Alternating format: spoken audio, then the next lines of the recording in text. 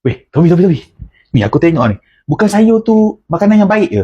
Kenapa ada orang cakap dekat sini, sayur ni kena pilih-pilih untuk orang yang ada gastrik? Kenapa Oh, ni bukan salah sayur ni. Tapi sebab sayur ni sebenarnya kita kena pilih-pilih juga. Okay, untuk orang yang perut dia sensitif, orang yang ada gastrik, ada GERD, kena pilih sayur yang lembut. Sayur yang serat dia tak kasar dan tak berangin. Dan biasanya untuk masak pun kena masak yang ringkas-ringkas. Tak terlalu berminyak dan tak terlalu pedas. Barulah perut tu mudah nak terima dan mudah dihadam. Yang penting elakkan sayur yang terlalu keras dan susah nak hadam sebab dia boleh menyebabkan perut kita rasa penuh dan pedih. Contoh dia seperti brokoli, bunga kobis dan batang-batang sayur yang hijau tu. Kalau boleh kita makan daun saja. Batang tu kita tinggal. Jadi untuk korang yang perut sensitif, cepat mengagam, jaga pilihan sayur ni dan jangan lupa standby Swiss Jam ni sekarang tengah ada promosi. Lagi-lagi dah dekat tahun baru Cina, dekat nak puasa ni. Stok tengah laju gila. Dapatkan sekarang dekat beg kuning. Harga kau-kau ni, siapa-siapa je lega.